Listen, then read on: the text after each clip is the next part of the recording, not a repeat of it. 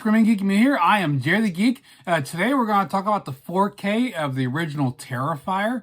But before we get into this, if you like physical media, 4Ks, Blu-rays, if you like DVDs, if you like home theater, movies in general, please check out my other videos on my channel because I do these reviews, I do unboxings, I do collection updates every month, I do different discussions.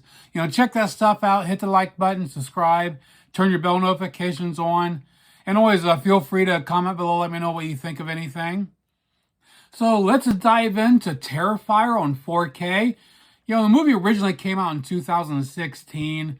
You got Jenna Cannell, Samantha Scafidi, David Howard Thornton. He actually plays Art the Clown, directed by Damien Leone. Now, I will admit that I was not even aware of this movie until the second one came out. And I also have to admit that I'm not the biggest horror fan like I used to be. I grew up with those horror movies back in the 80s, and, I just watched everything that came out. And as I started, getting a little older, I started getting tired of the cheesy movies. I started wanting better quality horror movies. And I just kind of got away from it. And then just in the last couple years, I kind of trying to get back into it a little bit. I'm still not getting everything. I just don't enjoy them like I used to. I want to, just trying to get back into it. So this was a first time watch for me, and I did like it. It's really out there, really different, but I did have a lot of fun with it. And of course, the character of Art the Clown is David Howard Thornton. He did a freaking phenomenal job here. I mean, without saying one word in the entire movie, just his facial expressions, his mannerisms, he knocked it out of the park. I mean, I freaking love that character. Now, another cool thing that happened, I can't remember if it was in the opening credits or it might have been the end credits, where it actually said in memory of Wes Craven, George A. Romero, and Tobe Hooper. I mean, all three of those classic horror directors. I look back, I know they all passed away, but I didn't realize they passed away in all within like a 2 or 3 year time span. We lost all three guys. So that was cool. They paid a little tribute to them. Now, this 4K release comes from Umbrella, just came out. Officially came out late December. But I don't know if anybody got these in December unless they lived in Australia. I think otherwise everyone got these, in January. I just got mine the other day. So I'm putting it down, for me, it's a 2025 release. As far as the filming process, it doesn't say on a database, but I would imagine this was digital because it did have that digital over-processed look. And it's a type of movie that does not lend itself to 4K. I remember Chase over at AVA Pop Culture, he talked about Terrifier 3 that came out and said it didn't really need a 4K. And I haven't watched 2 and 3 yet. I will get to those. I'll do reviews of those. But the first one, I'd say the same thing. It's just the way it was filmed, real low budget, production quality, the stylization of it. Yeah, it just does not look good on 4K. I mean, it's not bad. It is clean, but it just has that, that look to it that's just not appealing. It's probably a type of movie that probably would be better on VHS. I mean, for people out there nostalgic, again, it just doesn't lend itself to 4K very well. Now, this is available on Blu-ray from Epic Pictures. There's a couple different versions available that came out in 2018 and 2020. I never, like I said, I did not know about the movie, so I did not own this. So I have no comparison as far as between the 4K and the older Blu-ray. Though the Blu-ray here is done, by Umbrella, and there's very little difference there. Now for the audio, they gave us a couple choices. We got a DTS HD Master Audio 5.1 and a 2.0. And this is definitely a mixed bag for me. This will depend on if you have a full surround sound setup or a sound bar. This is probably the one that will be better with a sound bar, because in a 5.1 track, it is definitely off balance across the front. Not with the dialogue. You know, I have complained a lot about this in some of the older movies that are getting remixed, where the dialogue will bleed off into the left and right.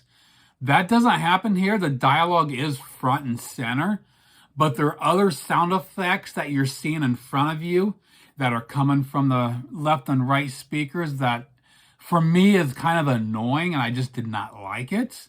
But the 5.1 does give it a more robust feel, especially with the music. It really sounds good. It's just those sound effects are just kind of annoying for me. So I actually watched most of the movie in 2.0. Again, it wasn't as robust, but everything was, front, and it just sounded right. It just didn't have that unnatural feel to it. Yeah, so I did not like the 5.1 track here. But if you have a sound bar, I think it should be all right for you. But if you have a full surround setup, if you're nitpicky like me, you're probably going to want to hear the 2.0 track. And the Blu-ray had the same issue with it, so the exact same 5.1 track was used on the 4K and the Blu-ray. Whether they use that same track on their previous Epic Pictures release, I don't know. If you have that and you have a 5.1 setup, please let me know, if it's the same. But that being said, everything was clear, regardless of which track you listen to. The dialogue was clear. You can understand everything going on. Now for the packaging, I got the limited edition slipcover here with that comes straight from Umbrella.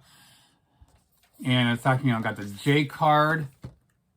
And it's actually, it does limited edition. And mine is number 30 of 2000. You can see here. And it has all the info in the back. Again, awesome slipcover. Generally, I hate slipcovers, but these are very cool. I'm glad I did get them. It's got the matte finish with spot embossing on it. Very cool. There's here the back. You can see the spot glossing there. Pull. Actually, it's a pretty tight slip cover, so be very careful with it. Keep case.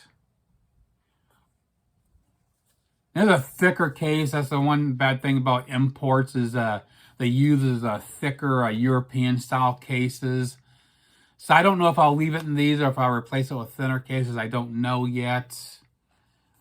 But that's another thing I don't like about imports is all the legality. It kind of takes away the look and feel of the, artwork. So I might do custom covers for these. So we open it up and we got the 4K. And we actually got, different artwork on the Blu-ray and 4K there.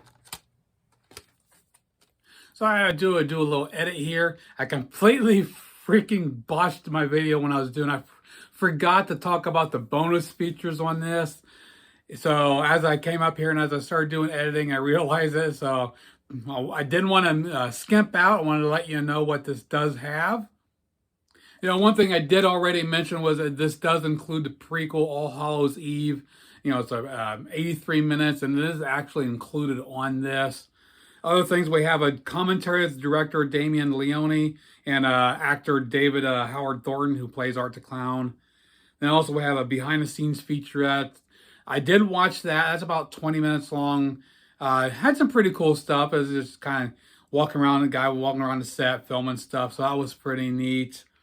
And we got an interview with Jenna Cannell, deleted scenes. Then we got the Art the Clown time-lapse makeup. That was pretty cool. Dread Central presents Terrifier San Diego crowd responses, and also the actual trailer. So some pretty cool stuff to go through here. Again, I don't know, I had it on my freaking notes, and I still I always do it after the packaging. So it just freaking slipped my mind. So I just had to throw it out there, edit in for you. So to wrap it up, this is a fun movie. If you haven't seen this before, I would recommend getting it. If you like the slasher movies, this is a lot of fun. Again, David Howard Thornton playing Art the Clown is freaking phenomenal. He just knocks it out of the park. I mean, man, it's like the performance he gives without saying one word is just incredible. But don't expect to be wowed because it's a 4K. This is one where this is going to be up to you. If you're just interested in the movies, you might just get the Blu-rays. But if you're a collector and want the 4K, then get the spend the extra. The advantage with this comes with the prequel, All Hallows Eve. I have not watched that yet, but the entire movie is actually included here. The Blu-ray, you can buy it individually. So if you want to go that route and you want that prequel for the franchise, it's available. So don't be discouraged. If you want that, if you want to get the regular Blu-rays, you can do that. But quality-wise, I would say you're okay with the Blu-ray. Now these are still available on Umbrella's site, and even with the and because of they actually have them on sale. So you can get it with the slipcover or without, and they're the same price, $26. Or the standard price was $29 for the limited edition slipcover. But if you like the slips, I would recommend it. These are freaking awesome, especially when you see the second and third one. I do love them, and I will not be throwing these away. But keep in mind, if you do go Umbrella to get these, you got to pay that hefty shipping cost. So I'd order all of them, and I think the shipping cost would be $20-some, I think. I know when I originally ordered, I did it without just see what the shipping would be. If you're outside Australia, you have to spend $140 to get free shipping. If you're in Australia, I think it was like $100 you would get free shipping, which I wish they would bring that down a little bit. I know shipping costs are a lot, and just for the average person, I think a lot of places are $50. $75 I think is reasonable, a request to get free shipping. But man, to spend $140, for me it wasn't that bad, because since I've never ordered from them before, they had a lot of stuff that I was interested in. So it was easy to pick out some other stuff, and so I did get those other things. So if you want them, they're available. Just you got to remember those shipping costs you got to think about, but they are there. So that pretty much does it for my look at Terrifier on 4K from Umbrella. Please comment below, let me know what you think. Is this something? Have you seen this, or have you been waiting to see it? Are you interested in getting Blu-ray or 4K, or hopefully, this review will help you decide if you want to get the Blu-ray or 4K. Again, the 4K will not blow your mind.